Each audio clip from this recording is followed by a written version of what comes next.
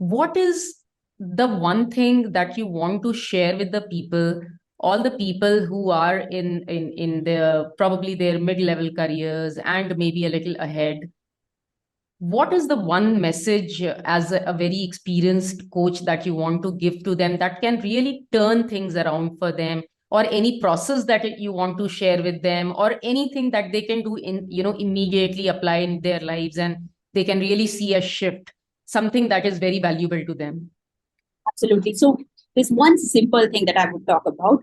Look, when we are working full time, we consider it as a chore. We consider it as something on which our entire life is based on. That 9 to 5 or 9 to 6 or 9 to 8, whatever you call it, you know, that consumes all our energy. And we do justice to it 5 days a week or maybe 6 days a week. And we feel our work is done. But it is not what you do from 9 to 5, but what you do from 5 to 9 which matters. So if you can focus on that part, because you're making your work so significant, so energy draining in your life that you cannot think beyond it, but it is everything beyond it that is going to enable you to get out of that mediocrity and think something about building a different future in your life. So that is where you will design something which is not currently coming from that 9 to 5 or wherever you stand in your job.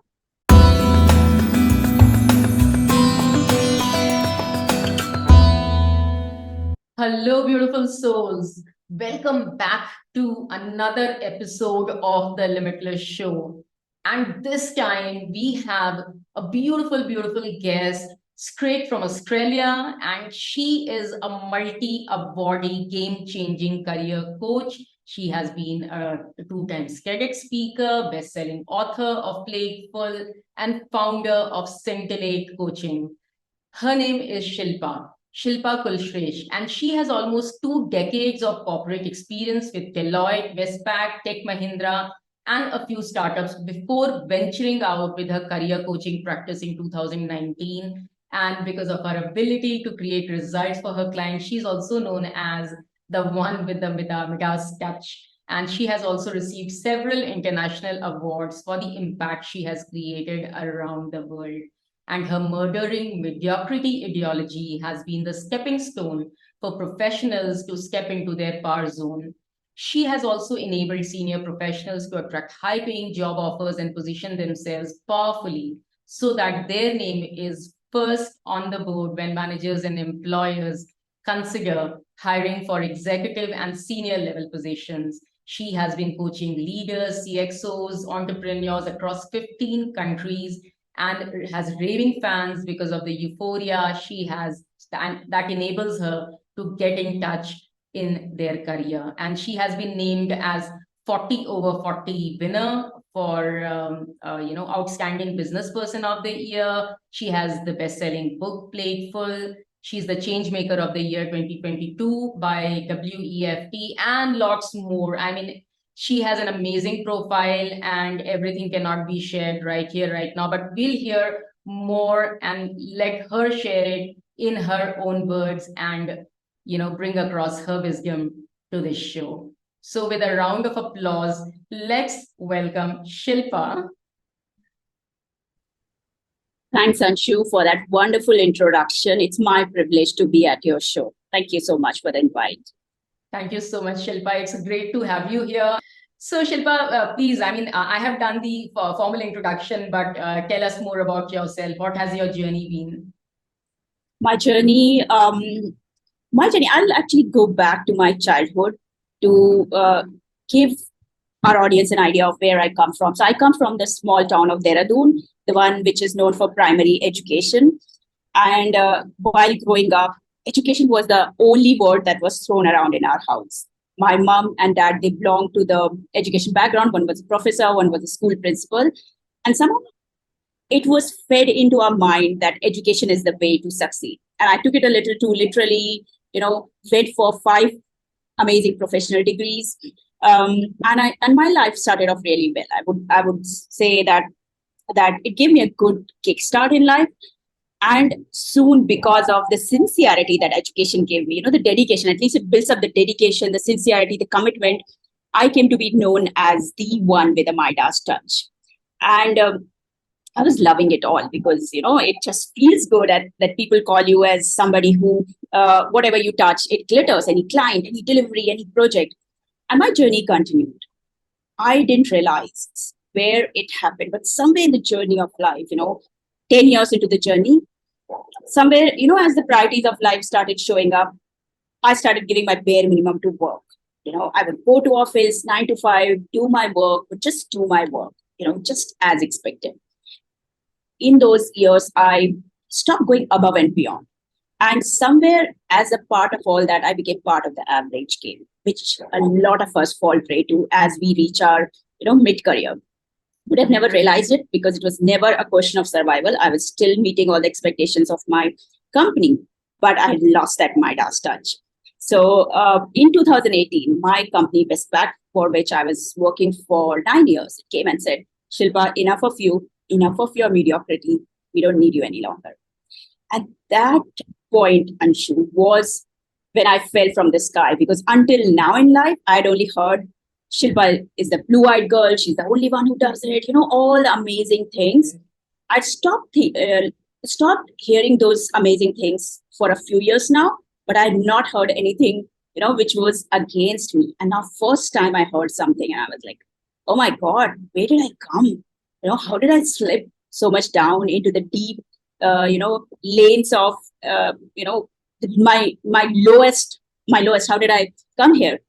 And that started a journey within me where I started discovering who am I and where am I going? A question which we often forget to ask in life, just goes on and on. So first time I asked, where am I going? And as I started finding answers to that with the help of some of the amazing coaches that I thankfully could get for myself, this word mediocrity came into my life, and I realized that I had been a mediocre at least for the past 6-7 years. That it has been happening, and that started my war with mediocrity. Where firstly I had to fill in my hollow cup, which had followed over a period of time, and secondly I had to, once I did that for myself, then I had to, I literally started realizing that there are so many mediocres around the world. And as I started spotting them, I said, okay, if I could do it, if I could put myself in a position where mediocrity is the game of the past and I'm living a life of magnificence, then others can do it too. So that started my journey as a coach, where I help people wherever they stand in their life, where they have become part of the average game, to get into a life of magnificence where they are creating amazing things day after day. Beautiful. How beautiful. So when you were into that mediocrity, did you ever realize it for yourself before they gave that pink slip, before they made you realize? Did you ever have a feeling that, I'm just getting by, but I'm not really, putting in my heart and soul? Did you ever have that feeling, or you were just, normally going on? I did have that feeling, in the morning when you get up, when everybody in your family is asleep, when the rest of the world hasn't got up yet, I would have that feeling where I would say, what's special about me? And they used to be special about me years back, but that, that feeling that spark. The spark had vanished. Then there were times when I would step into my office and I would often wonder, what am I doing here? I used to feel really small. My office building, 32-floor building at the gorgeous waters of Brangaroo in Sydney. I would enter it and I would say, such a great office, but do I really belong here? What am I doing? Tomorrow, if I leave it, will it really matter? Those thoughts actually showed the kind of contribution I was doing. So I wasn't doing enough. I wasn't valued enough, obviously, because of the contribution that I was making. I mean, I wouldn't blame it on anybody else, but it was me who had brought myself to that point. Right. So now, once you came home and you realized it, how tough or how easy was it to gain that magnificence back, that spark back? Was it a long journey after that, or was it, I would say, easy?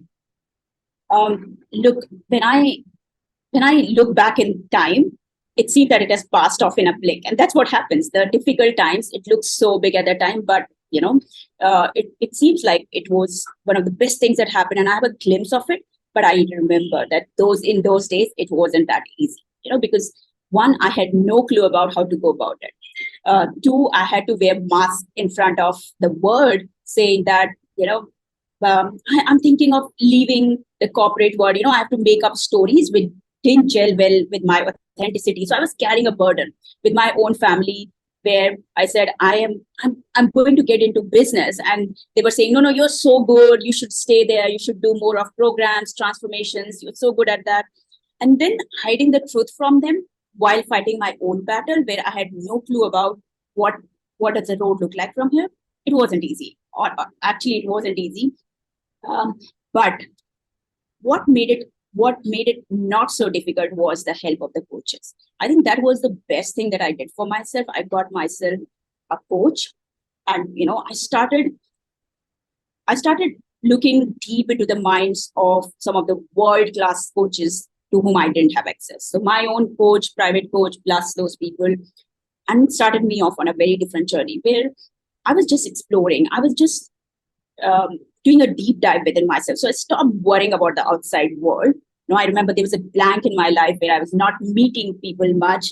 And I was just focusing on myself, bringing myself in alignment with who I was, because I'd lost that alignment over the years. Right. And once I did that, things started opening up. Pathways started opening up. I remember there was a little bit of hesitation when I started this coaching journey, because I was like, am I there yet? And then, I said, okay, let me do it. So at that point in my life, there was something which was born, which is, let me see if I can do it. Until now, Anshu, I go by this, if there's a goal or if there's something big that I set, a target that I set for myself, I always go by, let me see if I can do it, So that hanging on to, let me see if I can do it, brought me to this point. So never shying away, basically, from trying new things, taking risks, getting out of your comfort, and doing the things you had never done. Yeah. Those were big contributors. Absolutely, because I had nothing to lose at that point. Already I was kicked out of my company, so there was no more what do I say, no more embarrassment that I could go through. So I was like, okay, I was making videos, I was screwing them up, but I was making videos. I was there on social media. I was writing things because I had nothing to worry about. Already I had gone through that. Already I had seen things. Already I had seen those eyes looking at me. So I was like, leave them all and let me do what my heart desires. And that was the first time when I did it. And I felt that it was so powerful. And the guidance from the coaches added a strategy to it. That made it much more, it started going somewhere. It started taking my life towards a direction. Beautiful. So also, again, to pick up from, something I heard you saying, that you put yourself into alignment. And once that alignment happened, things started moving for you.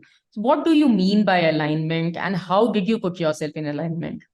So it was basically challenging myself. What am I doing? What is it out of what I'm doing is coming in my own way? Because it was literally me. It was, people used to say, oh, this person, she should have thought that she has worked with you for these many years. And I was like, it is none of those people. It is just me picking up certain patterns and habits and beliefs in my life, which are not serving me. So it was challenging them all, being absolutely honest with myself, no faking, and say, also understanding what my value system was. What is it that I wanted in life? What is it that I thought was in conflict but was not? So taking myself through that phase where I challenged every single thing that I was doing in life, in my day, in my routine, every single thing, because how you do small things is how you do big things. And I realized that I was just following a rhythm of going nowhere, just getting up, getting ready, go to work, do something there, being the last one in the queue, whatever people don't take up in the team, it comes to me. I don't say no. So I just end up doing those, little tasks that nobody accepts, coming back home, preparing dinner, spending some time with the family, going to sleep. This was literally what I was doing. There was no thinking about the future. Okay, am I going where I want, or do I really know what I want in life? So those thoughts were not there, basically, for 16 years of my career. It's not there. And when I look back, I was like, what was I doing? But at that time, I didn't know. So, it was challenging myself throughout, in little things, in big things, with the people that I was spending time with, the kind of the kind of upbringing I was giving to my children, every single thing, what was happening in our house, the kind of books that I was reading, and all that, everything went through a massive shift. And when it went through that shift, that was where I slowly started understanding myself, and that is, that brought myself in alignment. Me. Amazing. Was spirituality a part of it? Um, I would still say, Anshu, I still don't know the meaning of spirituality. For me, I feel a lot of connection. I'm an atheist, but I have a lot of connection with, nature, trees, flowers, with the river, water, all those things, nature things. And I love to spend time there. I love going for walks. I love to spend time, sitting in a temple, even though I'm an atheist. I love going to church. I don't know what is it called, but I do feel that I believe in energy, positive, negative energy. If that is spirituality, I don't know. I still have to explore deep into it. But I have seen that despite being an atheist, I love to explore myself, and constantly challenge myself. Spend time with the sun, the moon, those are my favorite times. I don't know if that means spiritual. I don't know. I'm still a beginner on that. Thank you for answering that. So, Shilpa, I mean, you began your journey, once again, and then you realized that you had been mediocre for 16 long years in your life, even though you had been the bright student who any parent would be very proud to have, and you have so many degrees and everything. In spite of being so bright, a person can fall into mediocrity. Your life just proves that, till the time we don't live in self-awareness, and that when that self-awareness came, you were able to regain that thing back. So I mean, think about the people. I want you to answer this for the people who probably did not have such bright careers or bright as a student. So if and they have been mediocre all their lives, probably just okay with the studies, okay with their careers, and they suddenly realize at 40 that I need to do something about my life. I must do something. I have spent almost half my life being a mediocre person, haven't done anything outstanding. And I now know that I could have done if I would have wanted. What can they do at that point of a time? Yeah. So look, I would say none of us are mediocres, but we fall prey to the mediocre game. Some people, they have been playing it, I don't know, because of the background or because of the environment that they are born in, or because of the kind of proximity they have. But Or probably just because of, I mean, they are unaware, out of ignorance, I think. yeah, out of ignorance, like they are so used to staying in a certain. I would still say the environment plays a big role in that. Absolutely. So they have been playing a mediocre game, or there are people who do really well. Like I did really well in my education, but for me it was the borrowed meaning of success. What other people consider success, that was not my meaning. So I was not in alignment with myself. So whether it is out of the fact that you are not aware, whether it is circumstances, whether it is environment, whether it is background, family, your experiences, I believe, like, and I've seen that so many times in the life of the clients that I coach. At any point in life, you can make a fresh beginning, and you don't need to be intelligent for it. We give a lot of score to intelligence. It is not the intelligence; it is you deciding that no more of it, no more of it, and you committing yourself to that process. Okay, let me dig out my best. Let me figure out the diamond inside me. It's that decision. So no matter where you have been, I don't believe it is the people who have done well only, or it is anybody whatsoever in life. At a point in life, you can decide no more. No more of good enough, but I will take myself to, an outstanding level. I love the word outstanding because, it just, you don't know what the definition is, but you just know that you'll be very different and you'll do really well. At any point, you can make that decision, commit to it, take massive actions, be consistent, and you can change your game. Absolutely, absolutely. In fact, just to share with you, Shilpa, yesterday I was having a client call, and he was in his 40s, and still in doldrums with his career and finances and everything, and had been working for 22 long years, could not have children so far because of the financial instability. But you spoke about decision. The reason I'm sharing this thing is because it's the day we decide to change, the change begins. And then we commit to it, and then we align our actions to our decision. But even when I was speaking to him at this stage of his life, when he's like 42, 43, I couldn't see that decision coming up. I could still hear him saying कि देख लेंगे, कुछ तो करना पड़ेगा, kind of things. That, I mean, even at this phase of life, sometimes we can be so indecisive and we just let our life roll the way it is rolling. Do you think, anyone can do anything for such kind of people who don't take the decisions by themselves? I honestly don't believe so. And I'll tell you a small example. Let's say there's a ship which is sinking in port, and a rescue helicopter comes, and it is there to save the people. Now there are some people who are who are crying help, help, help. There are women, there are children, there are old people, there are people swimming towards the helicopter. Who do you think the helicopter will save first? Who raises the hand and shouts and Or who wants the help, basically, yes. Absolutely. So people who are saying help, or people who are swimming desperately towards them, because those are the people who are giving in their 100% to be saved. Yes, right? Absolutely. The rescue helicopter has got limited resources. People who are raising the hand up, shouting at the top of their voice, wanting to be saved, or the people who are swimming towards that, or even if they don't know swimming, they are just desperately trying to get to the helicopter. Those are the people that will be saved. It Absolutely. will not be children, it will not be old people. There's nothing like that, right? So you really cannot do anything unless the person wants to pull themselves out of mediocrity. So tentativeness does not work. It just you need to decide. And what I have come to realize is that if the pain associated with your current isn't big enough, you won't go for a change. So if you have already given into it, itna bhi bura nahi hai. I'm going, it's okay. It's not that bad. Okay, I'll see how much money it takes. If you get into that game of, thinking it's not too bad, you won't be able to get out of it. So if I look back in my life, and should at that point where Westpac asked me to go, I had a choice to take that big chunk of money. They gave me $100,000, because I had been there for 9 years.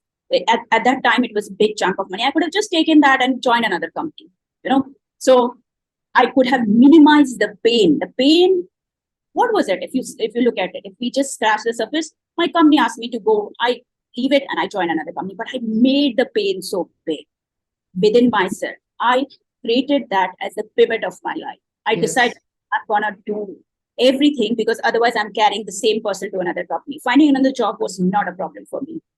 Right? So it is the pain that you associate with your current. If you do not find it painful enough, you'll not be able to get out of it. But if you really see the pain, and if you associate pleasure with what you will get if you get out of that situation, what you will gift yourself with, then that comparison puts you in a position where you are swimming towards survival. Not actually survival, I would say, towards thriving, not just survival. So, Shilpa, when you do the coaching with these CXOs and the leadership people, what are a few of the pain points that you find in that kind of a group? What are the challenges that they face at this stage of their life? Different people, different challenges, but what I hear a lot about is, introversion. I'm an introvert myself, so there are a lot of people who are amazing at their work, but they sit at their desk. And at a point in life, their growth is not happening. Like, it is easy to get into middle management, maybe as a leader, but getting into executive roles and all, that invisibility that sometimes is caused by introversion, that is coming in their way. or we've got people who are working as VPs, senior VPs, but they have got imposter syndrome. They feel that they don't know anything. And I'm really surprised. These people with 22, 25 years of experience in technology, they believe at a point that, what do we know? We don't know any particular technology because we have people working for us. So they are going through that imposter syndrome that we are in this job currently, but if somehow it goes, then we don't know what we will, even apply for. And people will find out. So let it be, whatever game we are playing, let it go on. The average game, slow, let it go on. Let's not shake it because we don't know where it will take us. Yeah. Then there are people who are stuck in the same position for a long, long time, sometimes even 8, 9 years. As I said, it is easy to get promoted in the early years, but I had a client who was a director who was a fast tracker, basically, became a director. And I won't take the name of the company. He became a director, but for 9 years, he just couldn't get promoted. And he had given it up. And when he started working on himself, when he started working with us on figuring out who he was, what he wanted, all those internal deep work, within 2.5 months, he got promoted to the VP level position. So I've seen no matter where they are struck in a couple of months, in maximum 5 months, I would say, they get promoted. People are able to, they have been operating at lower salaries because somewhere they have fallen off the bandwagon. They've been operating at salaries which are not even consistent with the market rate, and they are able to get to an outlier position where they break all the norms and just doesn't exist for them. They are those aliens or the star players that we see. So those kind of things. So people feel stuck due to several reasons, due to invisibility, because of inaction, procrastination. They have been procrastinating. People who complain, or people who have been putting the blame on others, people who feel that they are victim of politics, people who have had unsupportive manager in office and unsupportive partner at home, and somewhere they are feeling that mera to kuch hoga nahi, I'm here and I'm stuck because I don't have any support available, I don't have any love available. So these kind of people, I help them get euphoria in their career. And I feel euphoria is not about getting the first win, but making the first win so easy that they believe, इसमें तो कुछ भी नहीं था. I can really replicate that model and create my next win by adding a different element to it, adding a different and just being a person who is no longer a creation, who has to go through whatever is there, but who becomes a creator of their life by design. Interesting. And I'm sure when you work with them, they definitely get an euphoria, as you said, and they keep replicating that. What does it mean to you, and what are some of the enlightening moments that you have when you work with them? Well, for me, it means the world, honestly, Anshu, because I know the pain, I know the numbness that I went through when I kept brushing those early morning thoughts that who am I? What is special about me?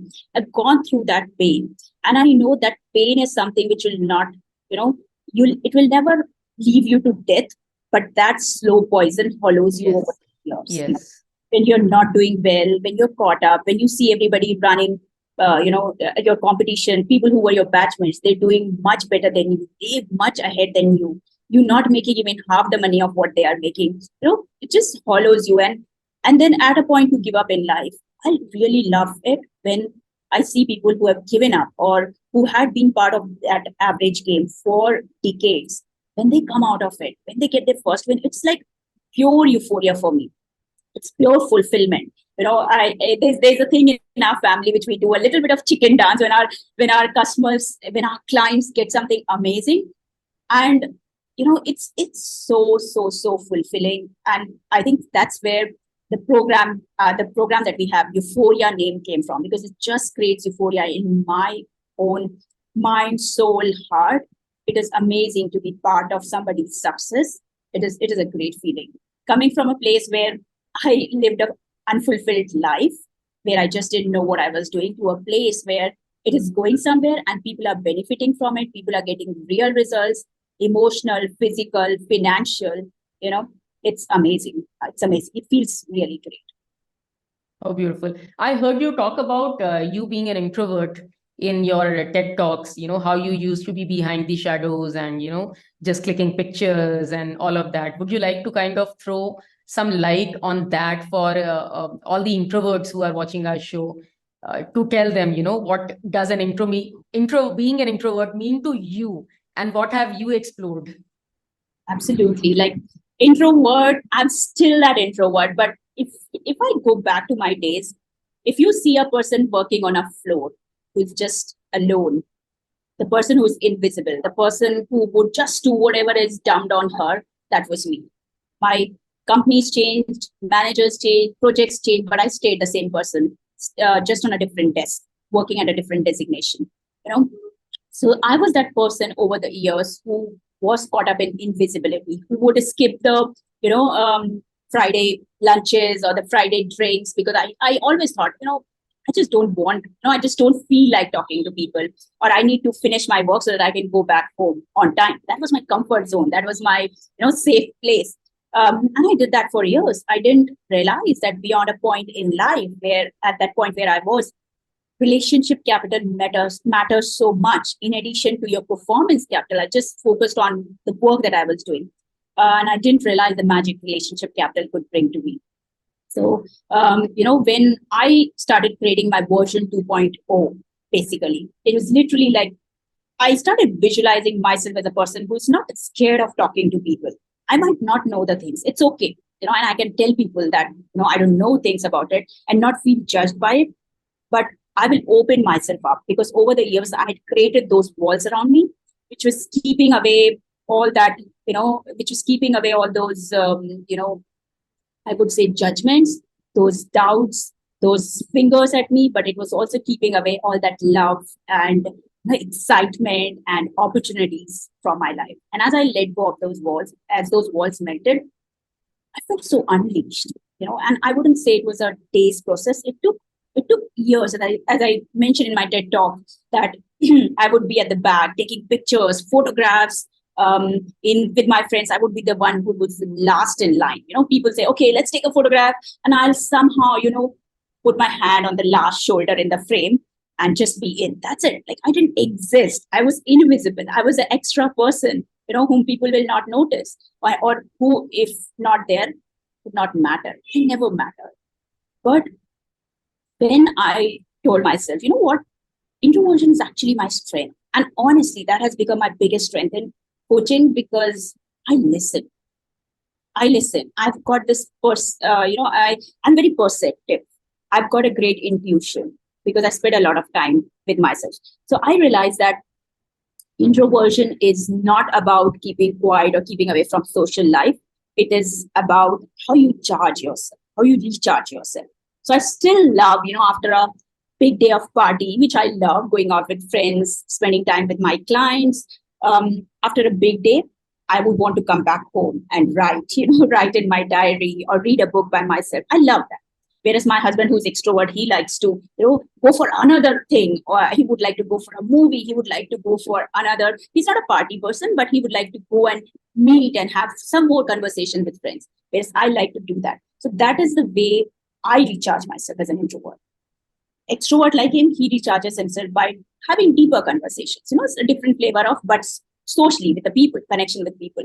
That's the only difference, nothing more, right? So when I understood that, I was able to create that balance where I'm not at every place. I choose not to be at every place. I don't want to be there, but I choose the places where I want to. And that has created the balance where I go there with all my heart. I spend time, I give it my all, and then I come back in my cozy corner where I sit down with my thoughts and write and work on myself and all that. So it has, over time, it has become a strength, and it has enabled me to listen to the people who had never heard in life and basically understand what is it that they need, because every person is different. Yes. I would say coaching, there's not a cookie cutter approach. You can't absolutely everybody. Because I'm very perceptive, and because I listen and because I connect with them, I'm able to literally hold their hands and take them from where they stand today to where they would love to be. That becomes easier for me. So I heard you saying relationship capital and performance capital. So Yes. performance capital, I understand, is that, you need to be upgrading your skills and then performing to the best of your standards. Could you elaborate on these two for me? Absolutely. See, most of us, the way we were brought up, especially in the middle class families, I come from a low middle class family, we were taught, do your work, just keep your head down, just do your work, focus on it. If you're doing great work, results will come. And it is fine up to a certain extent. You can do it up to, as I said, middle management level, or maybe senior management. But beyond a point, if you're just sitting at your desk and you're just focusing on the performance, on your deliverables, you know you it comes in the way of your progress. You need to really get up from your seat. You need to talk to people. You need to build relationships, go for coffee catch ups, talk to the people in the team, pick up the phone and talk to the people who are outside the team, meet them, socialize with them, go for these drinks and all those things. And even if you go for a short while, but these relationships are the ones which feed into your progress.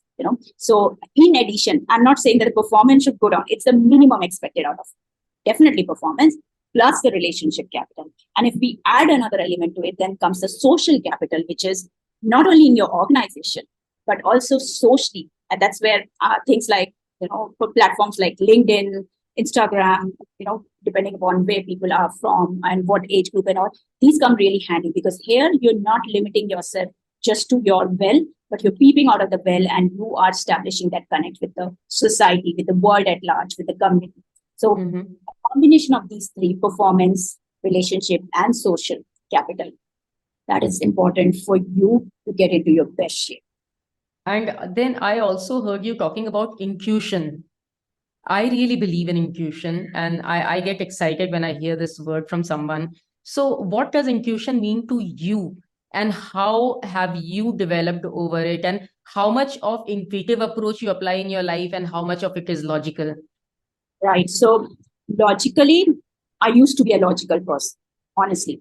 I used to do the pros and cons of everything. If I had to take a decision, I would just sit down, I'll do a lot of research, and then I'll come up with something. I used to be that person. I used to feel that I've done justice to the thing by researching around it, by putting my head around it, thinking about it, and then I'll come with this. Basically, logically backing up your decisions logically. Yes. Like yes. a credit and a debit balance sheet. Yes, absolutely. Credit, debit, balance sheet, pros, cons, what are just doing that analysis on paper and based on it. But then I realized this slow process. And another realization that came to me with experience, and particularly in the last 5 years, is look, whatever decision I reach to, no decision is right or wrong. It is how I stick with that decision is what matters. So it is about my commitment to it.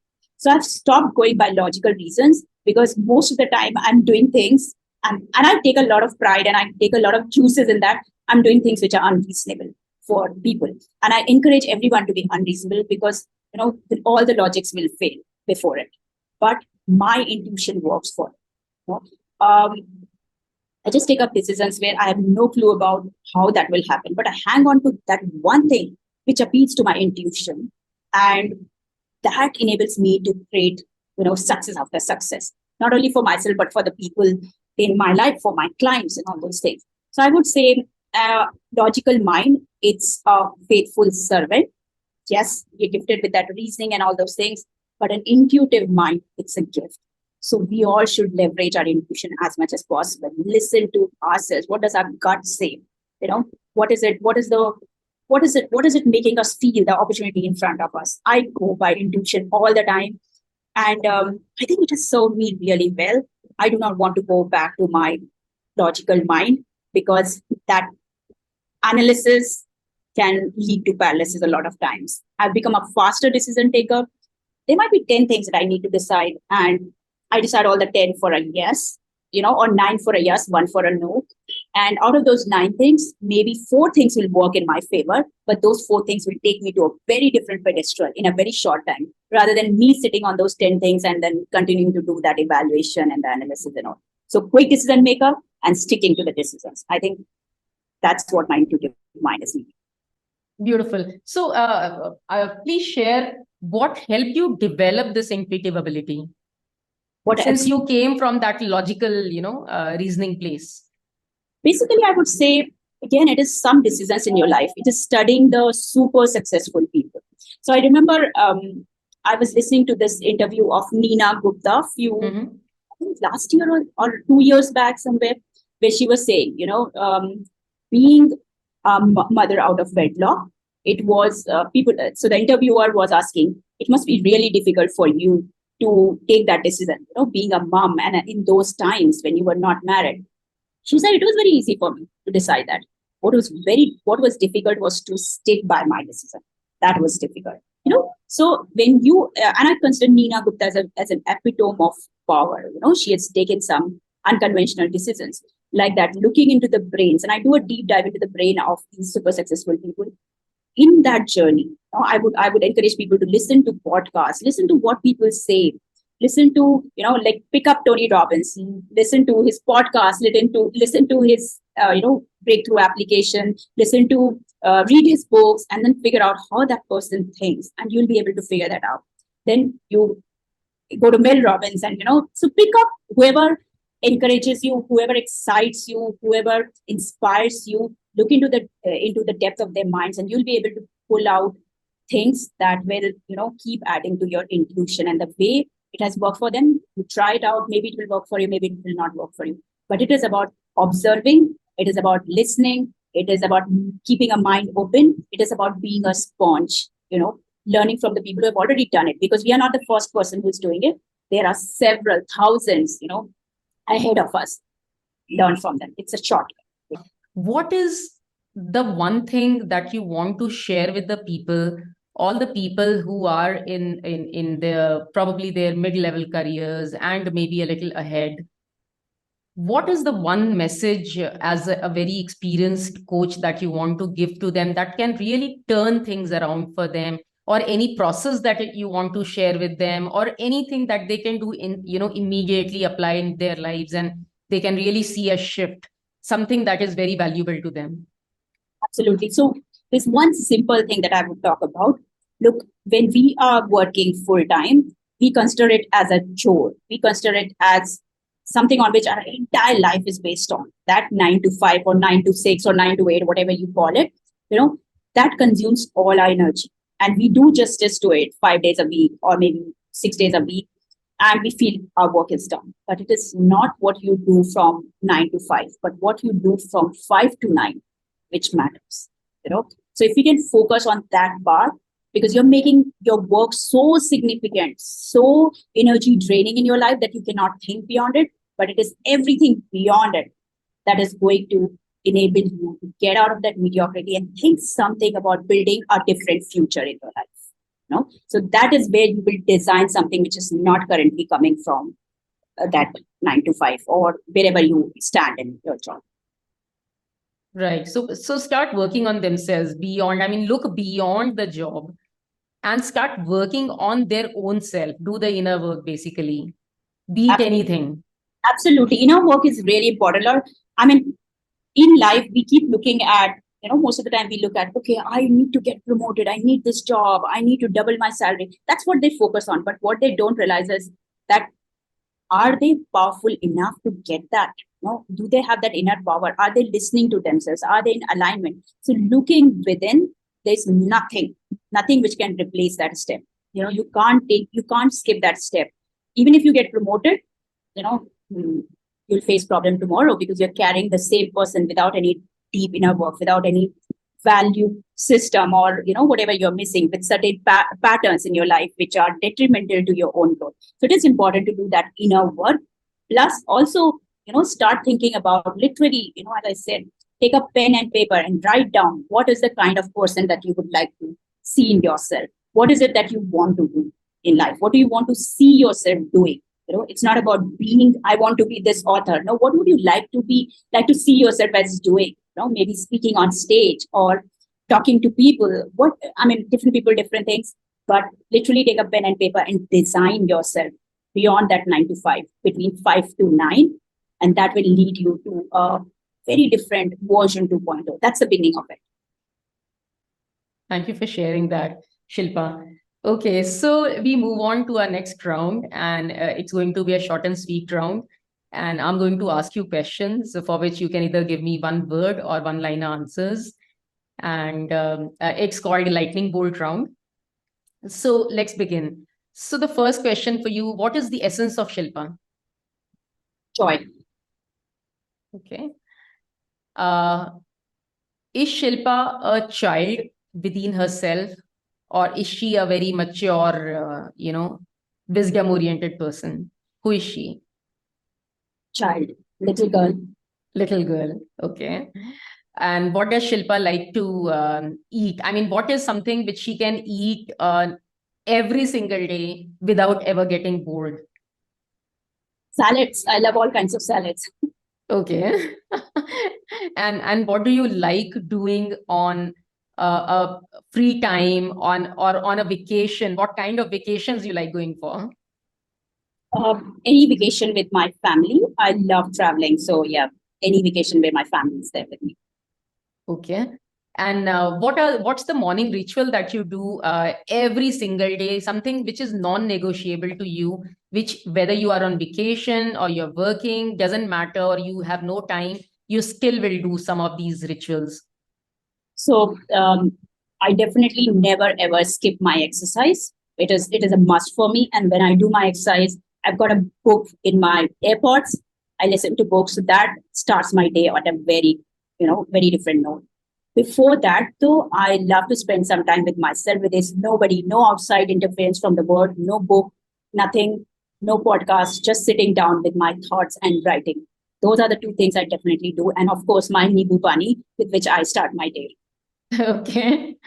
So, if I ask you to recommend three top podcasts which you listen to with will you share that with the audience? Yes, I would say Alex Harmoji.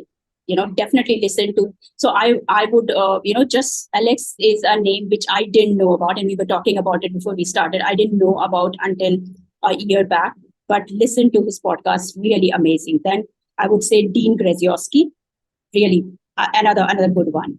And then Tim Ferriss and Tom Bilyeu. Those I love that. And if somebody doesn't have time to listen to the podcast, just go to their Instagram page. The golden nuggets that these people drop from time to time, amazing. Even if you listen to them 5 minutes before you start your day, it would start it on the right. Amazing. And what are the three books that have you had the impact in your life where you felt that they have really shifted your life? Yeah. So the best one, which I call my Bible, is The Magic of Thinking Big. Okay. That one. The second is by Vishen Dakhani, Extraordinary. What was it? I forgot the name. But The Code of Extraordinary Mind. That's the one. And there's another one with the F word, which I the art of not caring. Not caring, the subtle art of not giving up. Not giving yeah. That is amazing. People should definitely read it. So those are my, top books. Yeah. And I'm a book lover. I keep reading books. I've got this app in my phone. Whenever I'm walking, traveling, cooking, whatever I'm doing, there's a book in my ear. I love that. Right. So I hear you saying that, two things that I drew out of the answers you gave. One was you are an avid journaler who journals a lot. So going further on that, what kind of journaling do you do? Is it just a pouring up of all the emotions that you're feeling in the current moment? Or is it some other form of journaling that you do? So definitely pouring in what I'm feeling in the day, what I felt through. So I love and it's like a ritual for me. Every day I sit down and I write down my thoughts. It's a ritual. It's for me. It's for my expression. It's I feel awesome after writing. So that's one thing. The other one is which I should be more. I should write more, but I am not that consistent about it. Which is capturing your gratitude, which is amazing. I do speak out the gratitude every single day. Even before I open my eyes, I start my day with gratitude, and writing it down. That's part of journaling. Plus, writing down your best moment of the day, because when you start looking for your best moment of the day, you start capturing them more. that is part of my that is something that is part of my journal, which I don't do every day, but the first one, definitely I sit down and write all my thoughts. And being an introvert, that's like a prayer for me. Lovely. And what do you most of the time like wearing? What is your go-to wear? Is it like Indian, Western, or any particular thing? I love saris. So I love wearing saris. But I'm aware of the fact that it is not a very comfortable dress, at least for me. So anything which is comfortable. I'm a very comfort-oriented person, so not a high heel person. Sneakers are my way, go-to thing, and anything that is comfortable. But I love dressing up in saris. Yes, I saw you on the TED stage in the sari. And the last one is if I go and ask someone who's very close to you, the closest person that you have, if I go and ask them one thing about you, what are they going to tell me about you? So they'll say one of the two things. Either they'll say she's pure joy, or they would say she makes my life simple. That's what I think of. Okay. And yes, one more I want to ask you. Who has been the biggest inspiration in your life that you have always looked up to? My husband, I would say. My husband. So he has been the biggest inspiration, because I believe that in every family, there's one person who changes the turn of events, who redesigns everything, who changes the rhythm. And my husband has been that person in our family. He was the one who said, no more of doing 22 years of corporate experience. He said, no more of that. And let me start my journey. And he got into coaching, and seeing him, I believe I was influenced by him. I really, really, really got inspired by what he was doing and the kind of fulfillment that he was getting, even though he wasn't making much money at that point of time. I think the kind of juices that he was getting, that inspired me. Somewhere it inspired me in the back of my mind to become a coach. And also the way I see, he never ever faces a brick wall. He has a solution for everything. He will never stop. He never gives up. So that has been, I'm really inspired by that, because there was a point in my life where I would find these roadblocks very often, initially in my life. But the last 5 years, I've opened myself up so much that I don't face those brick walls.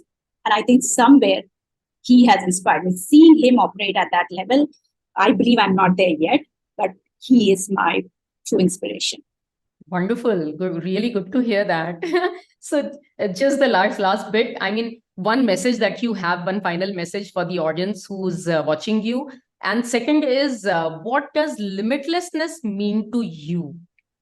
All right. So I'll combine the both, limitlessness and, message to the audience. One thing that I have learned in life, I want each one of you to just tie it and keep in your back pocket, is give up giving up. This is what it means when I say never facing a brick wall. This is what it means when I say do not just give in to your current circumstances, because probably you can do, not probably, definitely you can do so much better than where you are. So always keep digging the gold in yourself. Always keep that strive up to find the diamond. Do not give up, no matter how the circumstances are. Everybody has challenge in some form or the other, but every single person also has the opportunities. And it only comes to people who give up giving.